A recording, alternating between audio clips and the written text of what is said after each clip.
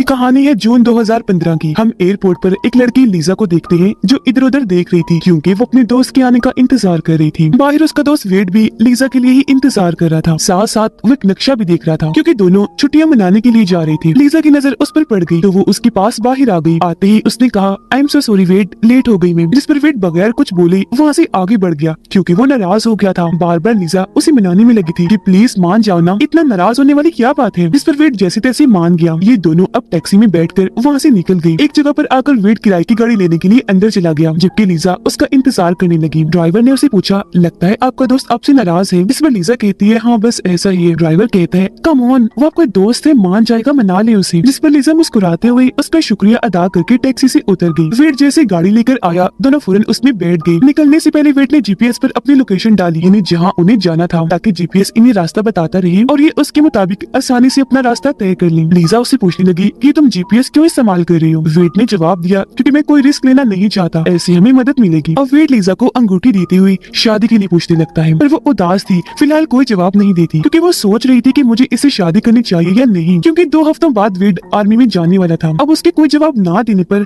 वेड का मूड भी खराब हो जाता है। वो काफी मायूस भी हो गया और अंगूठी को वही गाड़ी में ही रख देता है। लीजा कहने लगी वेड अंगूठी को किसी महफूज जगह पर रखो। इस पर वेड नाराजगी में कहने लगा कि तुम्हें इससे क्या फर्क पड़ता है, तुमने तो शादी करनी नहीं तो इसे तुम्हें कोई मतलब नहीं होना चाहिए। फिर इसके बाद ये लोग अपनी मंजिल पर जाने के लिए सफर शुरू कर देते हैं। सबसे पहले इन्होंने समंदर किनारे जाना था। अपने इन खुशगवार पलों को हमेशा अपने पास रखने के लिए लीजा वीडियो बनाने लगती है पर क्योंकि वो अभी तक नाराज था तो उसे मना कर देता है कि प्लीज लीजा मुझे मत लाओ अपनी वीडियो में। लीजा बोली अच्छा छोड़ो नाराजगी को, देखो कितना हसीन शहर है, बहुत खूबसूरत है, देखो वेट तुम भी देखो। जिस पर वो कहने लगा कि मुझे नहीं पता, मैं गाड़ी चला रहा हूँ, तुम एंजॉय करती रहो। तो वो पूरे रास्ते की वीडियो बनाकर आखिर अपनी सबसे पहली मंजिल समंदर किनारे पहुँच गई। अब क्योंकि लीजा बहुत खुश थी तो पहले वो गाड़ी से उतरती है। समंदर किनारे आकर वेट को खुशी से बुलाने लगी कि जल्दी आओ वेट, देखो कितनी प्यारी जगह है ये, वाओ मैं तो बहुत खुश हूँ यहाँ आकर। फिर जब वेट इसके पास आया तो दोनों सेल्फीज बनाने लगे। यहाँ वेट अभी भी उदास था। लीजा उसे समझाने लगी कि मैं तुमसे बहुत प्यार करती हूँ, अपना मूड ठीक कर लो प्लीज, वैसे भी तुमने 2 हफ्ते बाद चले ही जाना है, अब तो उसे खुशी वक्त गुजार लो मेरे साथ। वेट उसकी बात मान गया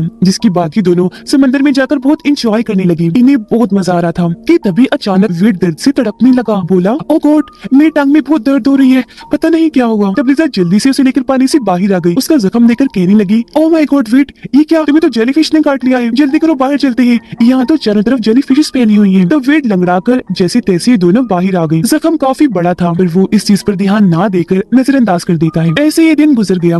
रात हुई तो ये पूरी रात अपनी गाड़ी में गुजारते हैं जहाँ इन्होंने बहुत सारी बातें की। लीजा वेट को एक रेगिस्तानी सुनसान इलाके आउटबैक के बारे में बताकर वहाँ जाने का कहती है। उस जगह के बारे में उसने काफी सुना था तो बार बार वो जिद कर रही थी कि वहाँ बहुत सारे कैंगरूज होंगे, ड्राउने सांप होंगे और भी कई सारे जानवर होंगे, बड़ा मजा आएगा। पर वेट जिसने हर चीज पहले से तय की हुई थी कि कहाँ और कैसे जाना है वो मना कर देता है क्योंकि ऐसे में वो किसी नई जगह पर जाने का रिस्क नहीं ले सकता था। पर लीजा उसे समझाती है कि देखो हमें अपनी जिंदगी को एंजॉय करना है ना, तो अगर हम यहाँ आ ही गए हैं तो वहाँ भी चले ही जाना चाहिए, कुछ भी नहीं होगा, मेरी खुशी है, मैं वहाँ जाना चाहती हूँ। तो अब आखिरकार वेट को उसकी खुशी के लिए मानना ही पड़ता है। वो जीपीएस पर उस जगह की लोकेशन डालता है। उनका ये सफर 32 घंटे का होने वाला था। वेट भी हैरत से बोला ओ गॉड 32 घंटे का सफर करेंगे हम। लीजा कहने लगी प्लीज इनकार मत करना, मेरी खुशी के लिए, क्योंकि मैं एडवेंचर करना चाहती हूँ। जिसके बाद ये उस जगह आउटबैक जाने के लिए निकल जाती है। और वेट क्योंकि हर लिहाज से एहतियात करना चाहता था तो अपने सफर के वो कुछ असूल बनाता है, जैसे कि वो कोई शॉर्टकट नहीं लेंगे, यानी मंजिल पर जाने के लिए छोटे कम रास्ते पर नहीं चलेंगे बल्कि जीपीएस के जरिए ही सड़क पर ही आगे बढ़ते रहेंगे। और अगर इन्होंने कोई फोन वगैरह करना भी हुआ तो अपने मोबाइल से नहीं करेंगे बल्कि पब्लिक टेलीफोन का इस्तेमाल करेंगे ताकि उनकी मोबाइल्स की बैटरीज बची रहे। अब जैसे ये लोग आउटबैक की सड़क पर आए इनकी मोबाइल्स के सिग्नल चले गए। अब ये चीज वेट पहले से ही जानता था इसलिए उसे खास फर्क नहीं पड़ता बल्कि वो अपना सफर जारी रखता है। सफर करते करते इन्हें रात हो गई। रात इन्होंने एक होटल में गुजारी। फिर अगली सुबह होते ही ये अपने सफर पर निकल गए। तभी इन्हें सड़क पर एक मरा हुआ कैंगरू दिखा। लीजा बोली वो देखो वेट मरा हुआ कैंगरू, मैंने तुम्हें कहा था ना कि यहाँ बहुत सारे एडवेंचर्स होंगे। वेट बोला हाँ मान गया, पर अगर ये यहाँ है तो पता नहीं क्या क्या हो सकता है।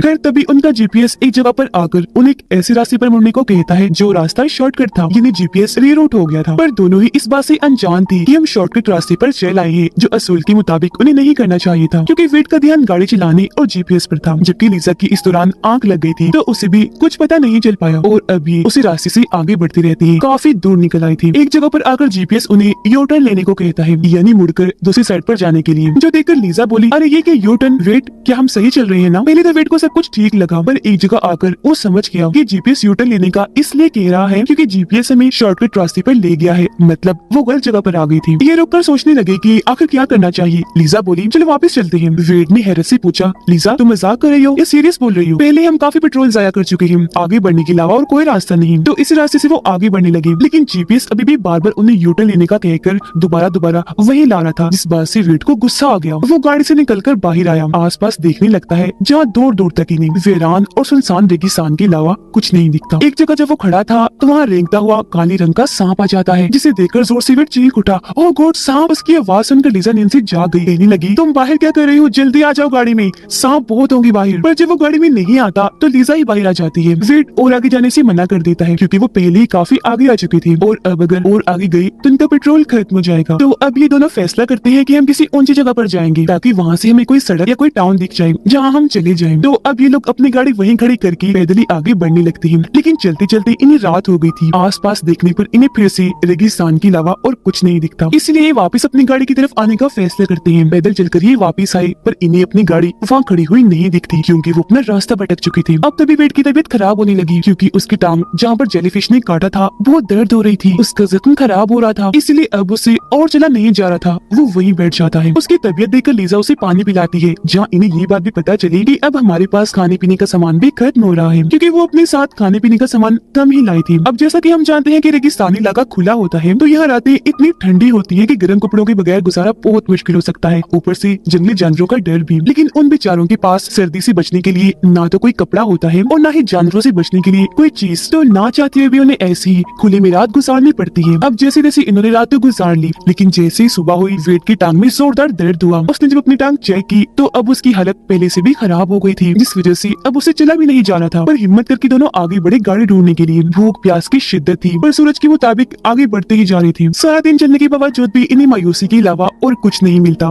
ऐसे ही एक और रात आ गई जहाँ इन्हें फिर से सर्दी, जानवर, सांप बिच्छू से बचकर रहना था। ये दोनों जब बैठी थी तो यहाँ लीजा अब खुद उसे शादी के लिए पूछती है कि विल यू मैरी मी, जिस पर उसका जवाब था कि यस, मैं तुमसे अभी भी शादी करना चाहता हूँ क्योंकि प्यार करता हूँ। अपने अपने दिल की बात करके दोनों यहीं पर ही सो जाते हैं। लेकिन आज रात उनकी बहुत बुरी होने वाली थी क्योंकि वहाँ हर तरफ सांप बिच्छू पी रहे थे, जिनमें से एक खतरनाक बिच्छू लीजा के पूरे जिस्म से होता हुआ उसके कपड़ों में घुस जाता है। अगली सुबह जब हुई तो पहले वेड जागा जो लीजा को भी जगाने लगा, पर वो तो जरा सा भी हिल नहीं रही थी, जिस वजह से वेड परेशान हो गया, जोर जोर से चिल्लाने लगा लीजा उठो, कम ऑन प्लीज उठो। पर उसके इतना चिल्लाने पर भी वो नहीं जागी क्योंकि रात वाले बिच्छू ने उसे काट लिया था। उसके चेहरे का रंग ही उड़ गया था। उसकी ऐसी हालत देखकर वेड और टूट गया, रोने लगा, फिर उसे कंधे के सहारे उठाकर आगे बढ़ गया।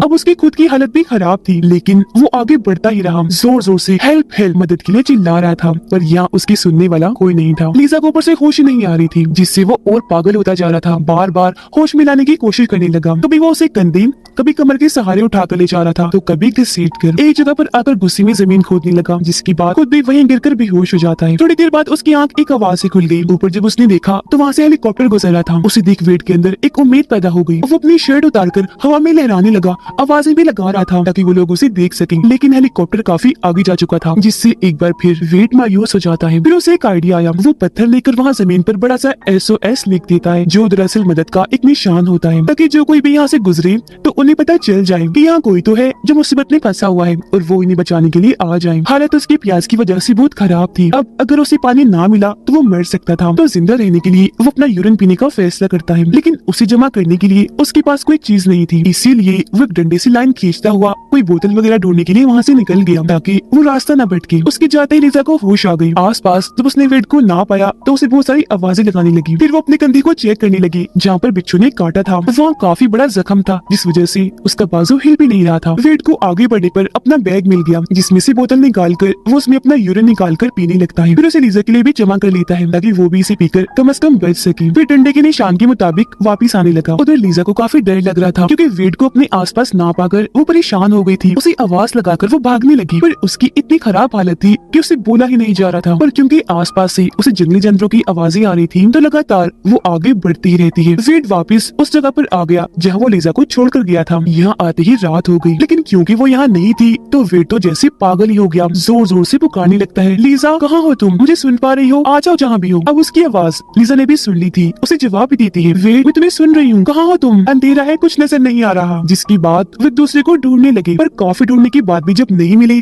तो थक हार कर वहीं गिरकर बेहोश हो जाते हैं। अगली सुबह जब लिजा की आंख खुली तो उसे बहुत प्यास लग रही थी। हालत उसकी बहुत खराब थी, चेहरा सफेद पड़ चुका था और होठ एकदम खुश, क्योंकि उन्हें यहाँ फंसी आज पूरे 3 दिन हो गए थे और लिजा ने इन 3 दिन में पानी का एक कतरा तक नहीं पिया था। तो अपनी प्यास बुझाने, कम से कम जिंदा रहने के लिए वो पेड़ पौधों को चूसकर उनमें से पानी निकालने की कोशिश करती है। वेट भी उठ गया था, पर उसे देखने से लग रहा था जैसे उसका दिमागी तवाज़ुन खराब हो रहा हो। काफी अजीब ही हालत में था। दोबारा से अपना यूरिन पी जाता है, जिसके बाद उठ खड़ा हुआ और वहाँ से आगे बढ़ने लगता है। उसके सामने 2 रास्ते आए, जिनमें से एक को चुनकर वो वहीं चलना शुरू कर देता है और आखिरकार अपनी गाड़ी तक पहुँच गया। जिसे देखते ही उसे थोड़ी हिम्मत मिली। कहता है, थैंक गॉड, मेरी मेहनत का फल मिल ही गया। फिर गाड़ी में जल्दी से आकर खाने पीने का सामान ढूंढने लगा, लेकिन अफसोस उसे सिवाय एक लाइटर के कुछ नहीं मिलता। इसलिए मायूस होकर वो गाड़ी में ही बैठ गया। फिर खुद को संभाल कर गाड़ी चलाने की कोशिश करने लगा, लेकिन गाड़ी स्टार्ट ही नहीं हो रही थी, क्योंकि यहाँ से जाने से पहले उसने लाइट्स ऑन ही छोड़ दी थी, जिस वजह से गाड़ी की बैटरी खत्म हो गई। उसे बहुत गुस्सा आया। वो जोर जोर से गाड़ी पीटने लगा, क्योंकि उसकी मेहनत पर बात गई। वो बाहर आया, थक हार कर वही लेट गया। जिसके बाद वो एक बहुत मुश्किल फैसला करता है। वो गाड़ी का बोनेट यानी इंजन का ढक्कन खोलकर उसमें मौजूद पानी को पीने लगता है, जो चीज बहुत ही मुश्किल थी, क्योंकि वो पानी पेट्रोल जैसा ही होता है। ऐसा करके वो अपनी जान पर खेल रहा था। उसे तेज सांस आ रही थी, उल्टियां भी लग रही थी। ऐसा वो इसलिए कर रहा था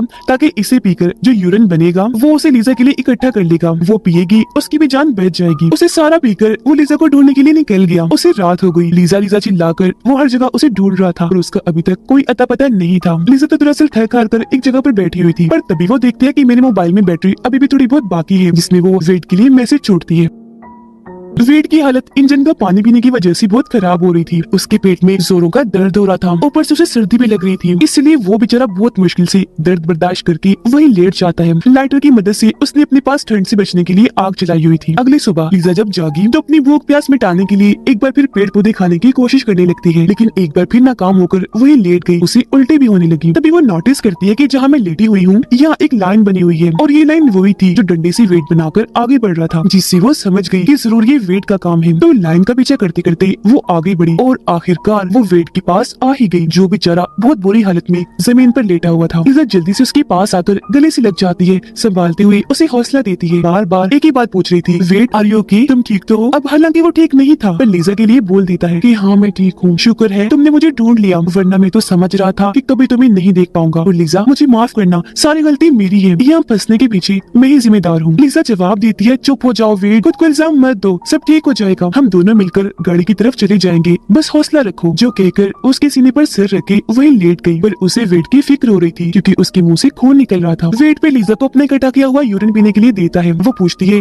ये क्या है वेट, और तुम ये मुझे क्यों दे रही हो? वेट बोलता है, ये तुम्हारे लिए है, इसे पी जाओ, तभी जिंदा रह पाओगे। तुम्हारी जान बचाने के लिए मैंने बहुत मुश्किल से इसे जमा किया है, और अगर मुझे कुछ हो गया तो तुम इस लाइन का पीछे करते करते गाड़ी तक चले जाना। तुम ऐसा कर लोगी, मुझे यकीन है। लिजा रोती हुई कहती है, नहीं वेट, मैं तुम्हारे बगैर नहीं जाऊंगी, तुम बार बार ऐसा क्यों बोल रही हो? तभी अचानक वेट को उल्टी होने लगी। इसे देख लिजा बहुत रोने लगी, हेल्प हेल्प मदद के लिए चिल्ला रही थी। उसे वेट की ऐसी हालत देखी नहीं जा रही थी, क्योंकि उसे झटके भी लग रही थी। लिजा उसे कहती है, मैं तुमसे बहुत प्यार करती हूँ और हम यहाँ से साथ में निकलेंगे, फिर शादी कर लेंगे, तुम भी कुछ कहो वेट, तुम्हें क्या हो रहा है? पर वो कोई जवाब नहीं देता। लिजा उसे बहुत बुलाने की कोशिश करती है, पर वो उसके हाथों में जान दे देता है, जिसकी बात वो इतनी टूट गई कि फूट फूट कर रोने लगी, और वो खुद मदद के लिए चिल्ला रही थी। फिर थक हार कर उसकी लाश के पास ही बैठ गई। अगले दिन वो बड़ी हिम्मत करके जिंदा रहने के लिए वेट का यूरिन पी ही जाती है, जिसके बाद आगे बढ़ी ताकि यहाँ से निकल जाए। और वेट ने उसके लिए जो कुर्बानी दी है वो जाया ना जाए। बड़ी मुश्किल से गिरते पड़ते वो आखिरकार गाड़ी में आकर बैठ गई, जहाँ सबसे पहले वो वेट की शादी वाली अंगूठी निकालती है। उसे देखकर बहुत रोने लगी और वेट के साथ गुजारी सारे पलों को याद करने लगती है। लेकिन तभी अचानक गाड़ी में